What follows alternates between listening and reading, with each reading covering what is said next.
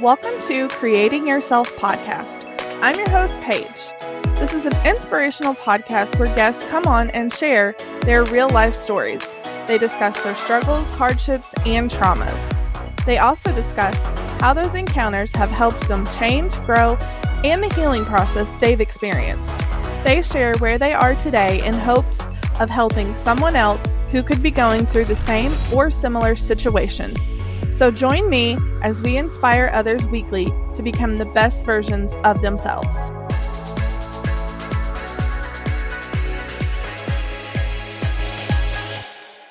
Hey y'all, welcome into another episode of Creating Yourself podcast with me, your host Paige.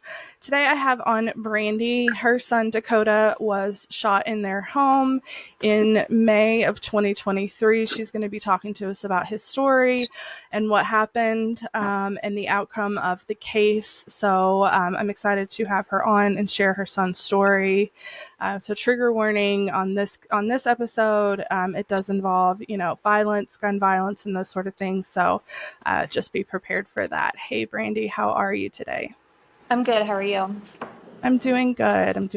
I found you on TikTok and saw your videos, and I was like, it just got me in my heart, and I wanted to reach out to you and help you guys share your story and get the word out about your son's story. So I'm excited to have you on and help you out with that. Thank you. We really appreciate it, just to help sharing him and everything. So. Yeah. Well, wherever you want to get started in sharing his story, I'll let you just get started. Okay. May 13th of 2023, about 12 o'clock in the morning, Dakota had left the house, and I heard him leave. I texted him, asked him where, if he had left, and he texted back, and it's like, yeah, I'll be home in about 10 minutes, and usually that means, I probably wouldn't see him until, the next day, Mm-hmm. Surprisingly, he came back about an hour later and had 3 friends with him. And 2 of them I had recognized, and 1 of them I did not. So my husband had just gotten home. It was raining at that time, and he's, runs up to the front porch and started banging on the front door, and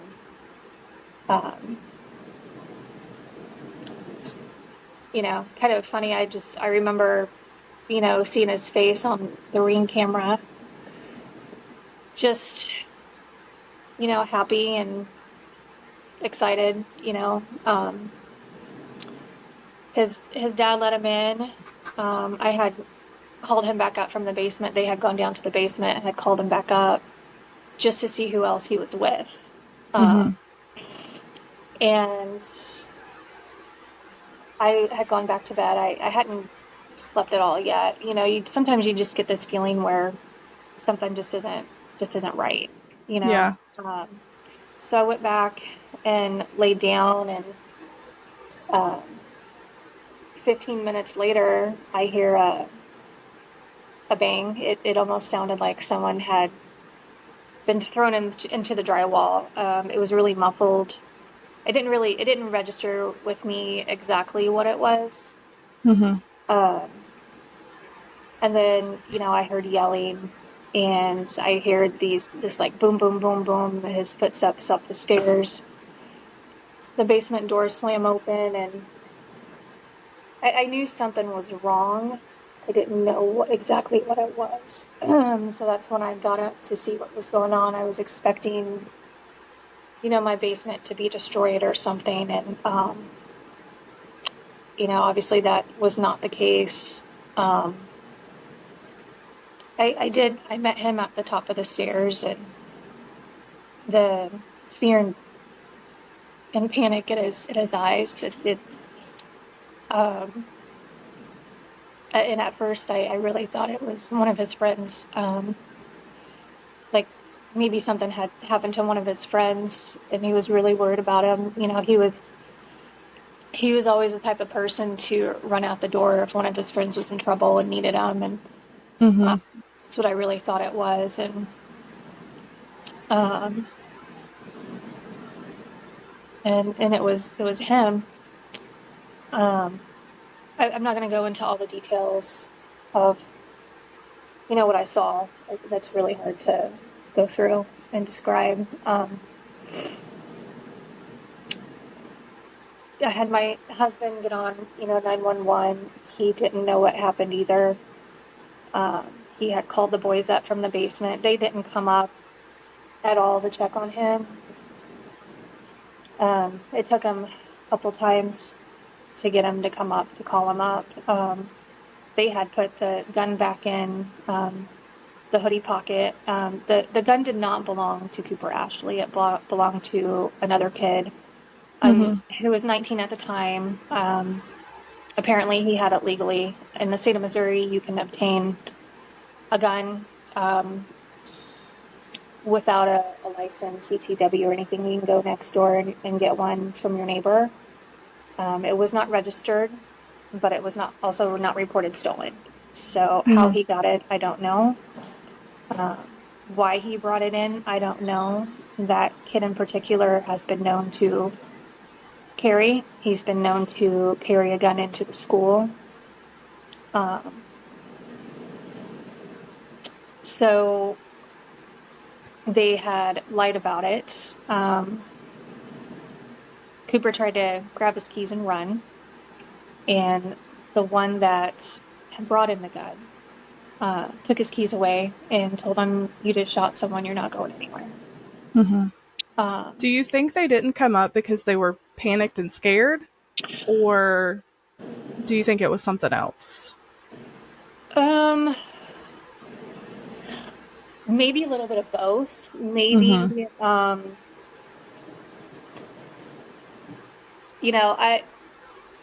I don't know.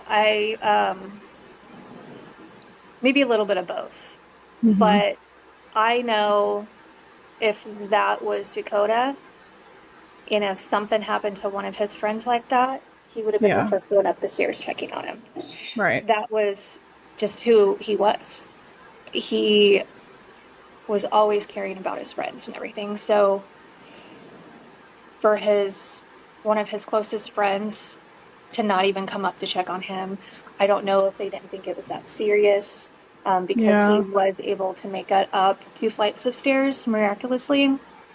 Um, but yeah, that I think about that on a daily basis. Like, why didn't they come up after him? Why didn't they check on him? Because Mm-hmm. that's what he would have done. He would have run up after him. Yeah. Um, the fact that Cooper had tried to come up with a story about what happened, tried to play it off as like, he said it was on the floor, he tried to move it with his foot, and it accidentally went off. And, I spent quite a while trying to figure out how that would happen, especially, that day and the next day, because there was no exit wound. He was grabbing his jaw. I didn't know whose hand it was in. Um,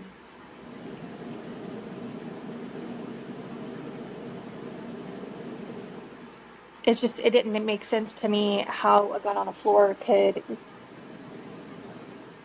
if it's laying on the floor, it's either going to go sideways, Mm-hmm.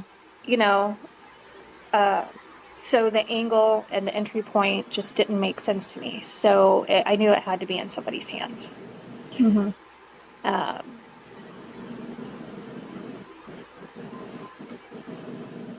Are you comfortable sharing where it entered or no? Dakota was sitting on a beanbag playing a video game. Okay. So the two boys were wrestling on the floor over the other beanbag that we had. Um, and the gun was in one of their pockets. I'm not going to share his name. Um, and apparently they said that it had fallen out. Whether that's true or not, I don't know. Mm-hmm. But it was on the floor. Cooper was standing. He is 6'1", and he pointed it directly down at Dakota, at his head. It entered through his jaw, the left side of his jaw. It went down his throat. It hit and broke his first rib. It punctured his right lung at the top. It hit the bottom of his right lung. It broke his 10th rib, and it went into his liver.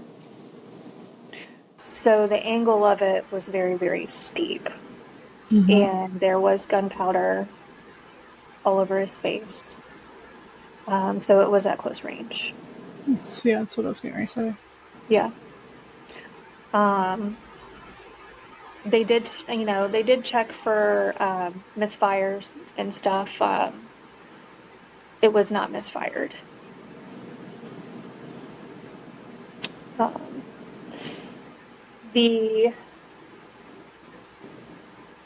I don't think the boys knew exactly what happened to Dakota until after they had been taken into the police station. The one that had brought in the gun was very reluctant of sharing any information until they told about Dakota's condition, and that's when he started to talk. While they were in the basement, though, Cooper had tried to get the other two boys to agree to the story. A part of me feels they didn't know where their allegiance lied.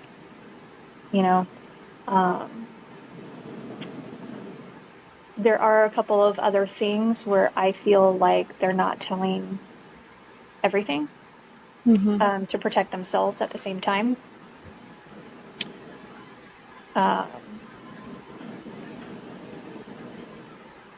There was, after the initial interviews, they did have a couple more. Nowhere in the first couple interviews did Cooper ever say that he thought it was his airsoft gun. He never told detectives that. It wasn't until after he obtained a lawyer that he said that he thought it was an airsoft gun.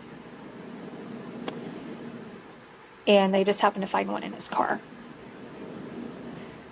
I had asked the DA over and over again to check the weight of both guns, to check the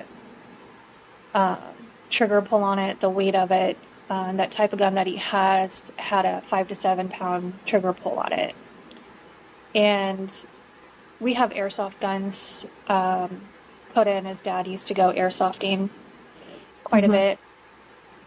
So we have some heavy duty ones, and I have yet to find one that has the same force than a real gun does.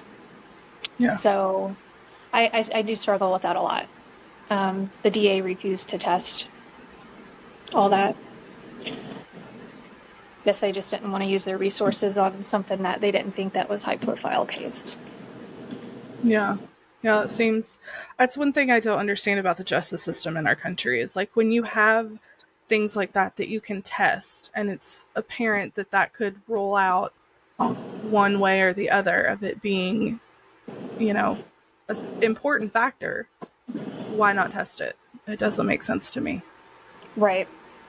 Our prosecutor's office, there's a lot of cases that are not prosecuted.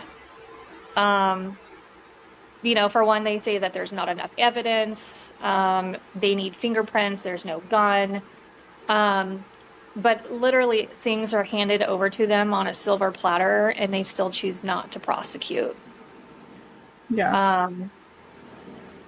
It's absolutely ridiculous. And it's not just in our county, it's in other states. I am on a Facebook group that has a lot of cases like this, a lot of parents going through the same thing. Just very heinous crimes, and they know who did it, but there's a lack of fingerprints, or the key witness doesn't want to come forward, so the case is thrown out. Even though they know who did it, they have fingerprints, they have videos, but the key witness doesn't want to come forward. So then the case gets thrown out. Yeah, you hear that a lot. If they don't have their key witness, that Yes. cases are thrown out. Yeah, you hear that a Yeah. lot.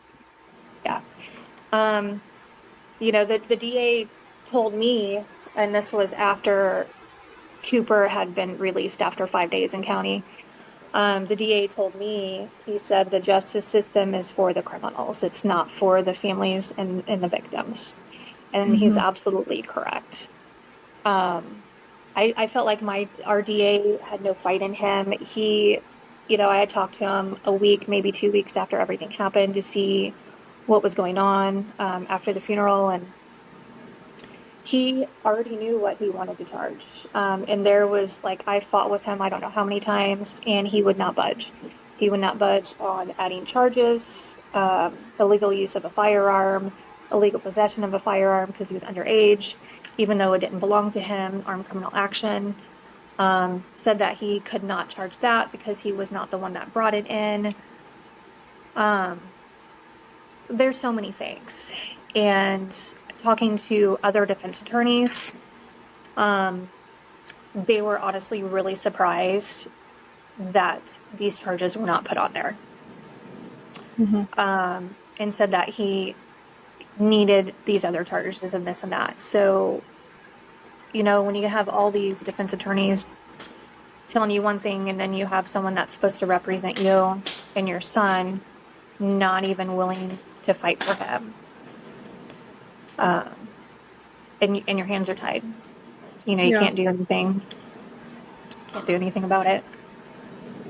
So Cooper Ashley is the one who was charged with this crime. What was he charged with? He was charged with involuntary manslaughter, first degree class C, which is probably the lowest he could probably be charged with. Yeah. Murder 1 is, pre-planned. Murder 2 is in the heat of the moment. Involuntary class A is pretty similar cases like Dakota. When your VA, when you have someone that's supposed to represent you, tells you that it looks like an accident, that you just don't have anybody behind you. And honestly, I go back and forth with it. I want to believe it was, but some things that had happened before then regarding the two of them, I really don't think it was. I really don't. Yeah. So he was charged with involuntary manslaughter. You said class C. Yeah. So what was the outcome of that? Let's talk about that, because that's where blows my mind. Yeah. So he pled guilty. The DA offered him a plea deal, and the plea deal was 120 days in Department of Corrections with a 7-year backup. So which means he would have to have spent the 120 days in DOC.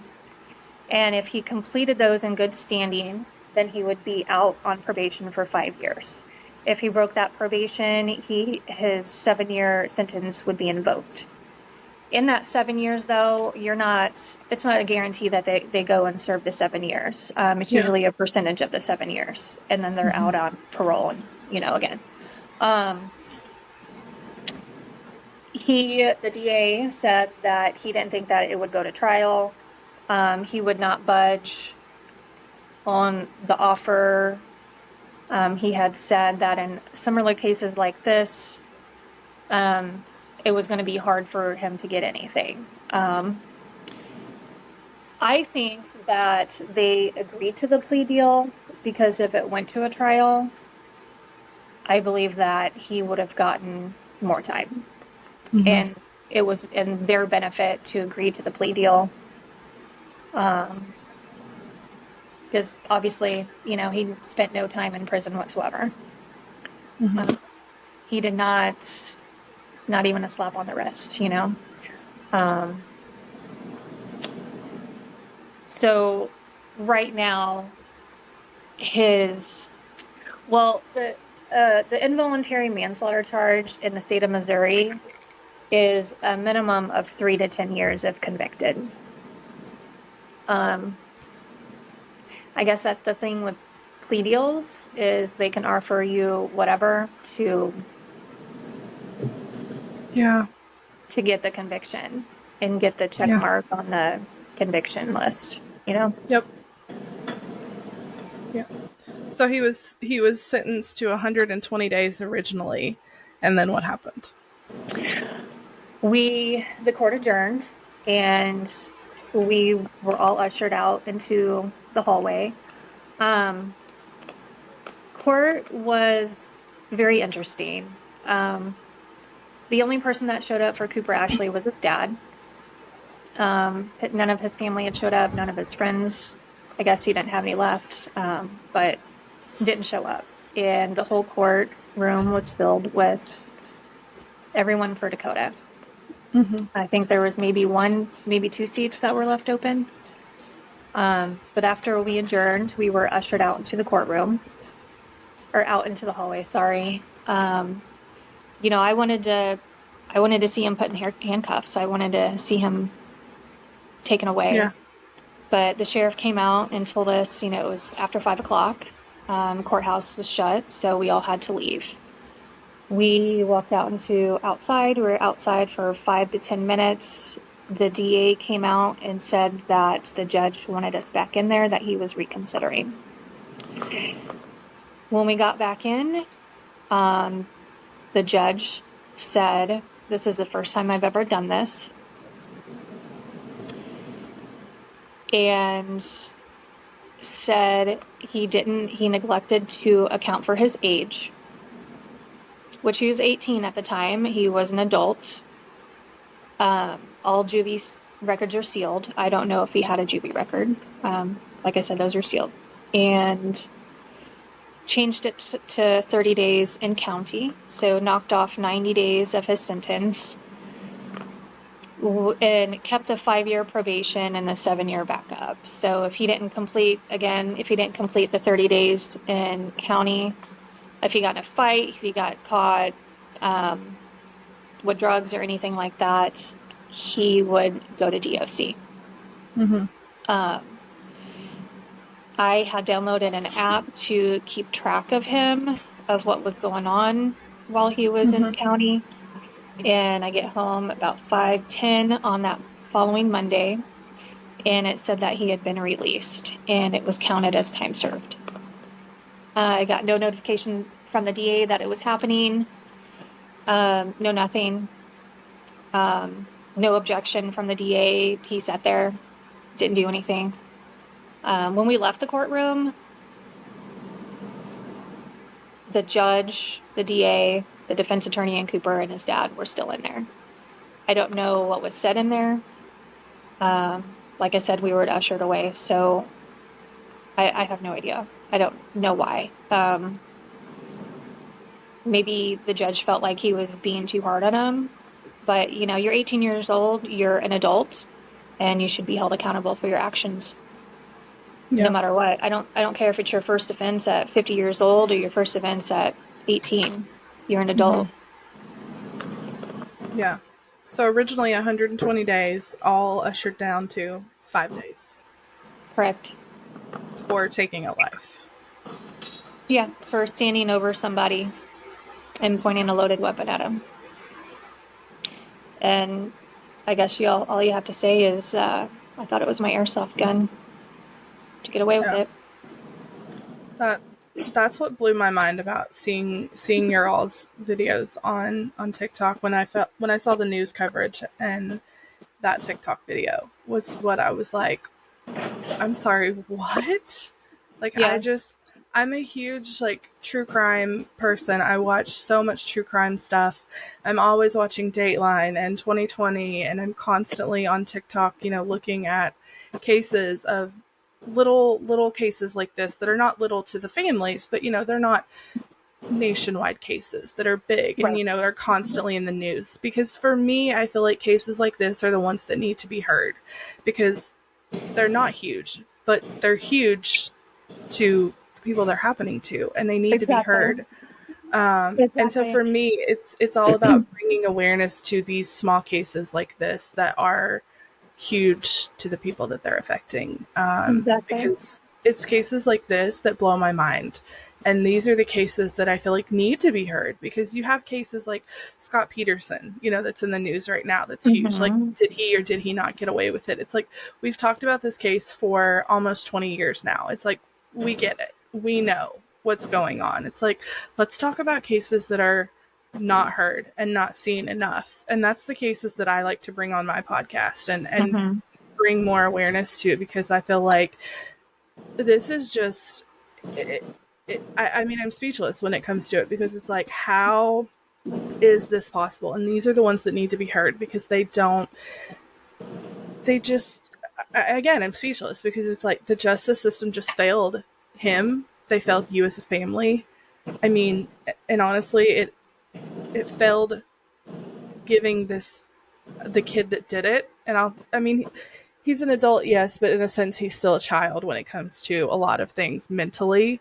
Right. Um, it failed giving him the justice that he deserved in spending the rest of his life in jail, because he took a life. He Right. should be sitting in a prison cell. Yep. And I believe that. And I'm very much an eye for an eye type of person, and I just, that's where I stand on a lot of cases. And for me, this, when you stand over someone and you take their life, you don't deserve to be walking free. It's just Exactly. not. Exactly.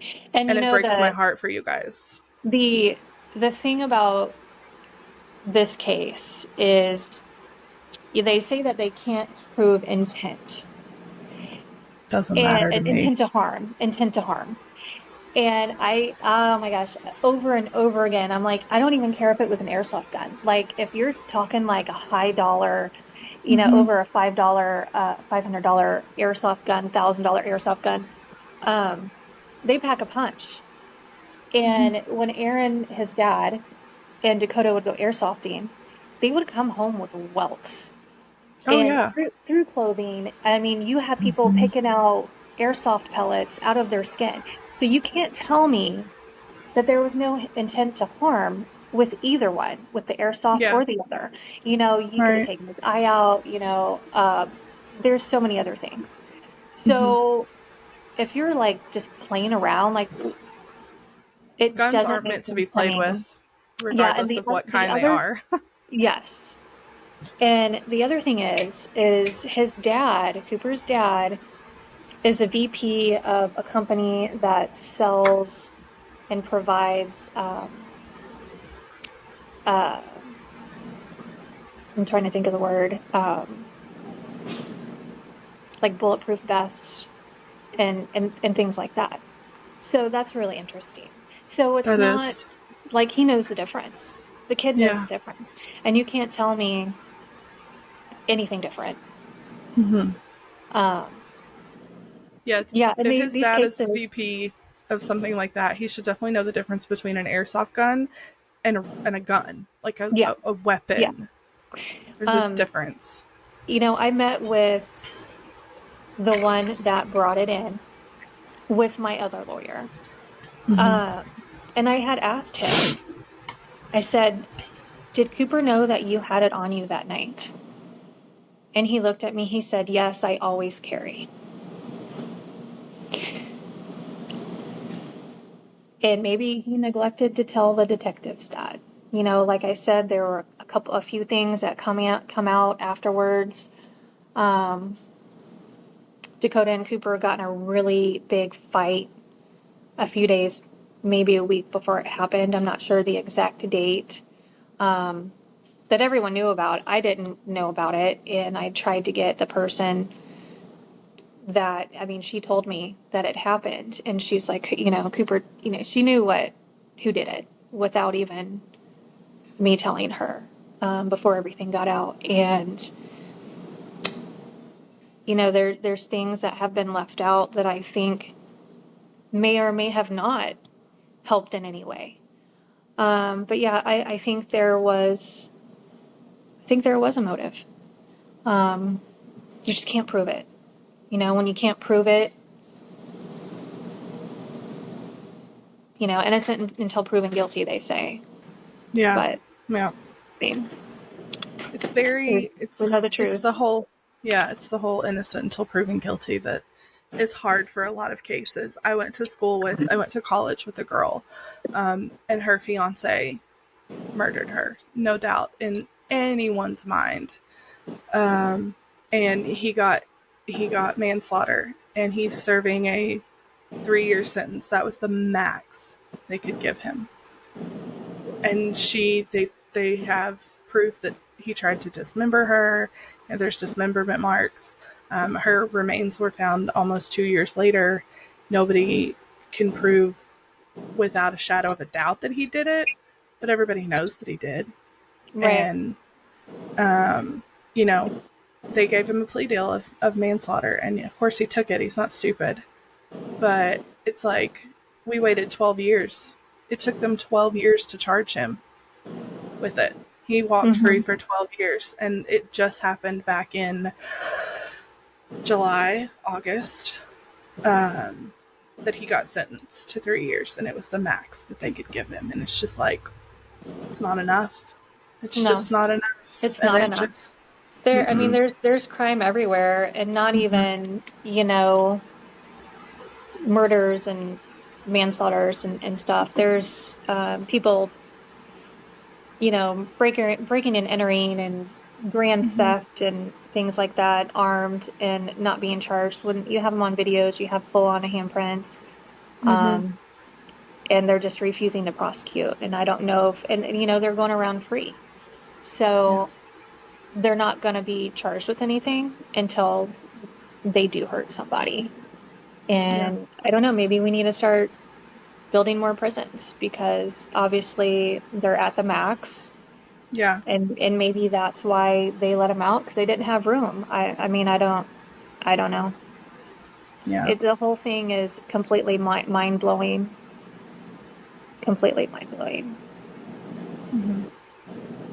Yeah, it breaks my heart to know that families like yours are going through things like this on a daily basis, and nothing's being done to the Yeah, full potential that it can be done. And it's like, something somewhere's got to change, because it's just, the justice system is so fucked up and yeah. backwards. It really Yeah, is. it is. And it's, you know, I've thought about, okay, what is the next step? What do I do? Where do I go Mm-hmm. from there? How do I fight for a change?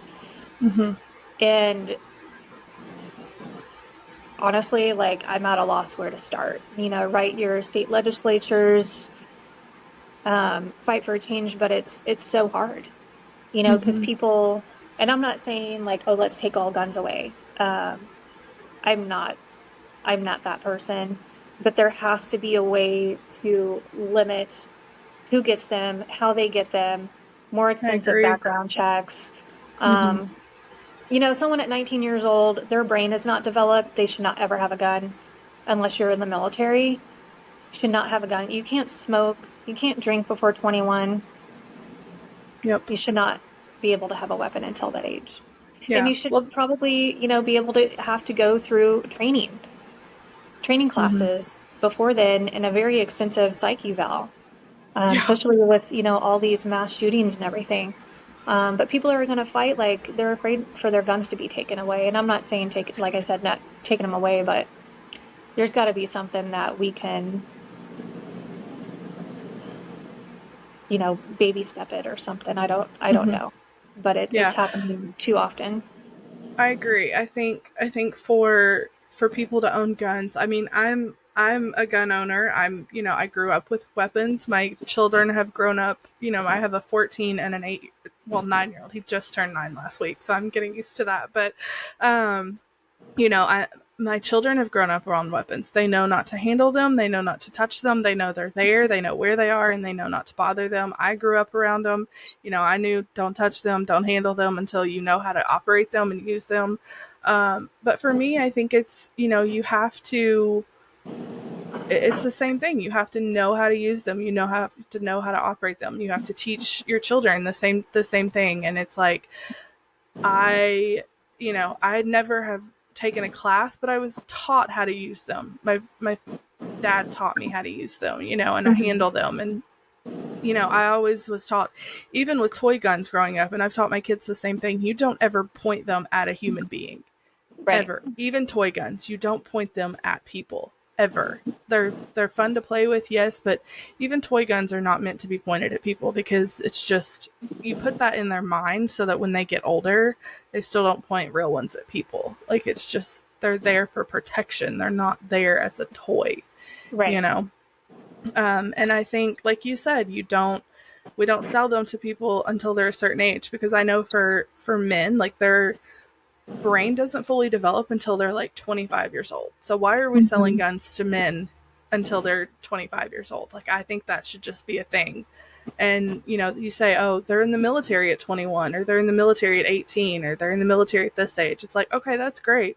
But they're getting training at that age while they're in the military. You know, they have Right. people watching them and teaching them how to handle it and all of that. If they're out here on the street, they don't get it until a certain age, and they've had training and they've went to classes and they've had background checks and all the things. And like you said, psych evaluations. Like, I think that's very important too. But it's hard to just, I mean, you can just go into, I mean, I'm in Kentucky, and you can just walk into Walmart and purchase a gun and walk right back out.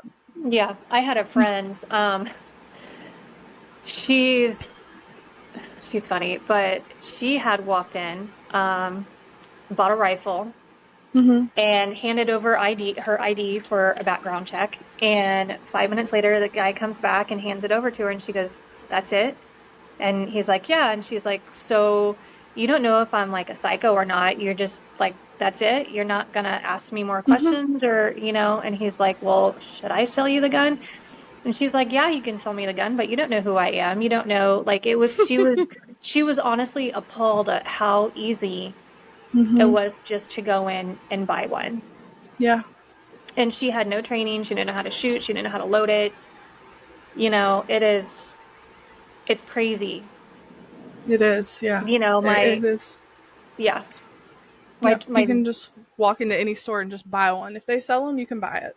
yeah, Anybody, as long as you're of age. yeah. With a 5 minute background check, you can go to your neighbor in the state of Missouri and go to your next door neighbor and buy it from them. You don't You have can to do that here. register. Yeah. Yeah. They did away with the conceal and carry laws quite a few years ago. Yep. It's the same here. Um, Yep. yeah. So, Um, forgot. I was going to say something. I totally forgot. But yeah, yeah. Kentucky's the same way. There's no carry conceal law in Kentucky. You can just purchase it from anybody. Like, we have like events and stuff during, like, you know, like festivals and stuff, and they Hmm. set up, and you can just go and buy them on the street in Kentucky. It's pretty wild. Yeah. There's a gun convention here, you know, Yep, every year, we and have they do those that. too. But at those, like, I believe that you do have to have a background check I at think at the those. conventions But and stuff you do, but at the festivals and stuff we have here, it's just like, nope, well, here's a wow, 1989 like Smith and Wesson, whatever. Like, if you want to buy it, you know, my grandpa had it for 75 years, and I just don't want it, so I'm selling it for $50. If you want it, here it is. wow, Yeah, it's it's crazy. pretty crazy. Yeah, so because Kentucky's a non-carry conceal state, so it's just like, you can buy it off the street, literally. Yeah, So it's I mean, and that's how I think that's how. And I don't even know if you, I don't know that they even check like IDs and stuff. So I think, I mean, you can say you have to be like 18 to enter the little tent or whatever. But I mean, your dad can go in there and buy it and hand it to you at 16, 15, 14, whatever. Like, here's your first gun, son, at 13 years old, you know? It yeah, doesn't matter. So, yeah, yeah, it's pretty wild. But um, I do want to thank you for coming on and sharing your story with him, and letting us and letting me help you share your story and get the word out about him, because I yeah, just, when I saw your TikTok, I was like, This is another one that I just want to help get out the word about what's going on, because it's not right that this kid served 5 days in jail and is just out walking free for taking a life. Yeah, it's pretty scary, like just, I don't think I'm going to walk up to him and he's going to do anything, but having to walk, go to the grocery store and possibly see him, go to the car wash, which, one of Dakota's friends had seen him at the car wash in a brand new truck a couple weeks ago. Fearing that my girls are going to have to walk into him and, Yeah. And they shouldn't have to. They shouldn't have to see him. Yeah. I'm sure that's not and easy. honestly, because, if I walk into him, I don't know how I'm going to react. And that's the scary part. Is running into him. Mm-hmm. Yeah. Well, I appreciate you coming on and sharing your story with us, and let me share your story as well. Yeah, I appreciate you having me.